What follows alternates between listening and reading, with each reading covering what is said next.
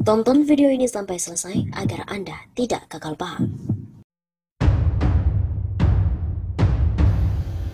Sobat dan Sapa, kembali lagi bersama dengan kami untuk mengulas fakta-fakta perpolitikan dan juga informasi terkini tanah air. Anies mencabut Pergub era Ahok.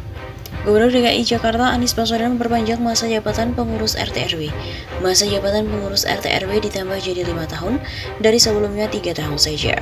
Aturan terbaru Anies itu tercantum dalam Pergub nomor 22 tahun 2022 tentang rukun tetangga dan rukun warga. Soal masa jabatan pengurus RT/RW dijabarkan dalam pasal 28. Masa jabatan pengurus RT atau pengurus RW selama 5 tahun terhitung sejak tanggal ditetapkannya keputusan lurah. Demikian isi Pergub Anies seperti dilihat pada Kamis 19 Mei. Pergub baru itu ditekan oleh Anies pada 28 April yang lalu. Pergub baru ini merevisi Pergub 171 tahun 2016 yang diteken ex-Gubernur DKI Basuki Cahayapurnama alias Ahok. Dalam Pergub era Ahok, masa jabatan pengurus RT/RW hanya 3 tahun. Pada saat peraturan gubernur ini mulai berlaku, Peraturan Gubernur Nomor 171 Tahun 2016 tentang pedoman rukun tetangga dan rukun warga dicabut dan dinyatakan tidak berlaku. Dalam Pergub ini diatur juga soal pengurus RT/RW hanya bisa menjabat paling banyak 2 kali masa jabatan secara berturut atau tidak berturut. Adapun penetapan 2 kali masa jabatan secara berturut atau tidak berturut terhitung sejak terpilihnya pengurus RT/RW berdasarkan Pergub nomor 22 tahun 2022.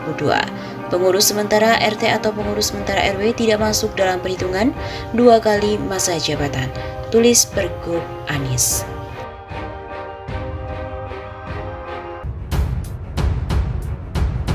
Anies Baswedan versus dengan konglomerat hitam.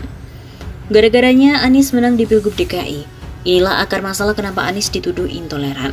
Seandainya yang menang itu Agus Harimurti Yudhoyono atau AHY, maka AHY yang akan dituduh intoleran. Intinya siapapun yang lawan Ahok yang menang di Pilgub DKI Jakarta tahun 2017 akan dituduh intoleran dan telah menggunakan politik identitas. Sekali lagi siapapun. Kebetulan saja Anies yang menang, maka Anieslah yang jadi sasaran tuduhan intoleran dan menggunakan politik identitas itu. Ahok adalah gubernur DKI yang cukup kontroversial. Banyak warga Jakarta yang tidak suka dengan Ahok. Banyak faktor dan juga alasannya. Ahok dianggap temperamen, emosinya tidak terkontrol dan bahkan sering keluar kata-kata kotor dan caci maki. Masyarakat Indonesia secara umum nggak suka pemimpin yang arogan dan Ahok dianggap arogan. Ada yang nggak pilih Ahok karena alasan agama, terutama ketika kasus Al-Maidah terjadi di bulan September 2016. Kasus ini diungkap melukai umat Islam dan yang notabene menjadi pemilih mayoritas di DKI Jakarta. Saat itu muncul 3 calon yaitu Ahok, Anies, dan AHY. Singkat cerita Anieslah yang menang. Seandainya Ahok yang menang, kita bisa bayangkan kegaduhan yang akan terjadi pasca Pilgub DKI. Boleh jadi akan semakin masif. Demonstrasi massa yang begitu besar dari berbagai wilayah Indonesia tidak akan berhenti. Seandainya pun AHY yang menang, putra SBY ini pun akan mengalami hal yang sama, akan dituduh intoleran, Islam kanan dan semi radikal. Kalau kita bedah pemilihnya ini berdasarkan hasil survei, non-muslim hampir semua pilih Ahok. Pemilih muslim terbelah ke 3 paslon, sebagian ke Ahok, sebagian ke Anies, dan sebagian lain ke AHY. Di mana nalar politik identitasnya. Bicara politik di masjid mendapat kritik keras, gak jarang sering dihentikan dan penceramahnya ditegur. Sementara di sejumlah tempat ibadah lain, banyak orang bicara tentang politik praktis. Tentu tidak fair dan jauh dari nalar sehat jika masjid yang dituduh sebagai sarana membangun politik identitas, ini yang mesti diluruskan. Clear bahwa polarisasi politik di DKI Jakarta terjadi karena kasus Al-Maidah, bukan diciptakan oleh paslon. Ini yang harus dicatat. Maka siapapun yang ikut nyalon di Pilgub DKI saat itu nggak bisa keluar dari polarisasi ini. Polarisasi politik marak kembali di Pilpres 2019. Pertarungan Jokowi versus Prabowo membuat polarisasi politik lahir dan tumbuh kembali. Setelah Pilpres, polarisasi pun juga nggak berhenti-henti. Karena Prabowo bergabung ke kabinet koalisi, maka polarisasi diarahkan ke Anies. Lagi-lagi Anies menjadi sasaran untuk kedua kalinya. Tuduhan menggunakan politik identitas sebenarnya semakin masif setelah pulau reklamasi disegel.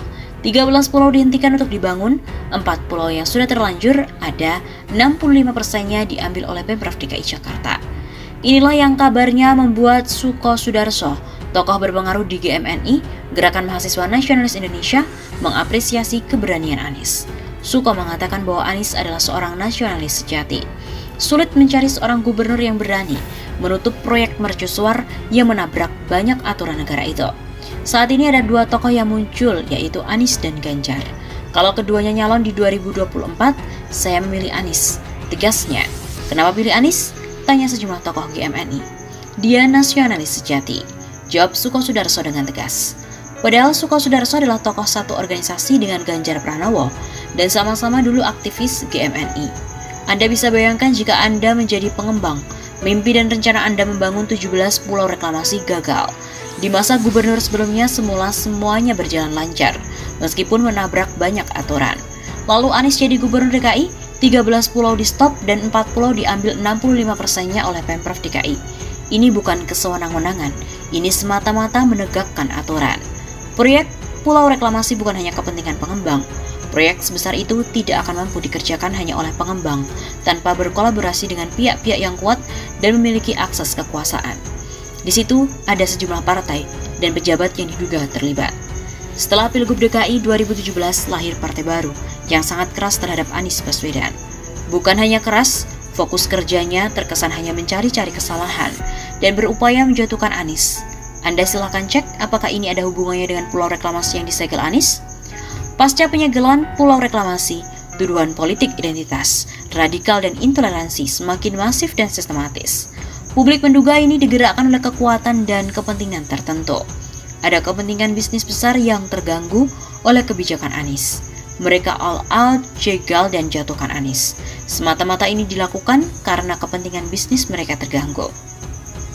Setelah ada upaya menyuap dan bernego, di antaranya dengan uang 500 miliar rupiah gagal, Anies dihajar habis-habisan. Suap 500 miliar rupiah ini dibuka Anies, dan Anda bisa laporkan jika Anda ragu atas pernyataan Anies yang videonya viral itu.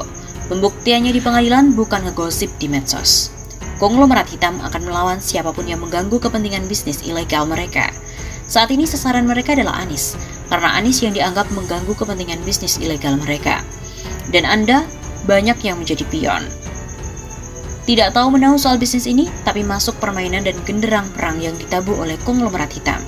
Anda ikut-ikutan membenci Anies, dan tanpa Anda sadari Anda bangga menjadi kelompok haters Anies. Keluguan, kepolosan, dan ketidaktahuan Anda dimanfaatkan oleh mereka untuk menyudutkan Anies. Padahal Anies melawan mereka untuk kepentingan Anda, untuk kepentingan bangsa ini agar negara tidak terus-menerus dikuras dan dirampok oleh para mafia bisnis ini. Silakan dicatat, tulisan ini kelak akan dibenarkan. Setelah beberapa tahun Anies tidak lagi menjabat sebagai gubernur, semuanya akan terungkap. Hitam putih akan dibuka oleh sejarah, apalagi jika Anies jadi presiden. Isu intoleran dan radikal akan hilang setelah para mafia bisnis tidak lagi punya kekuatan untuk menekan. Sebagaimana tahun 2013 yang videonya viral kembali akhir-akhir ini, Anies bilang kalau mereka menekan pemerintah, kita tekan balik. Dan Anies telah membuktikan ucapannya itu dengan menyetop pulau reklamasi. Ini artinya Anies punya nyali untuk melawan mereka. Salah besar kalau Anda mengambil posisi bersama mereka dan memusuhi Anies. Mari berpikir jernih dan objektif.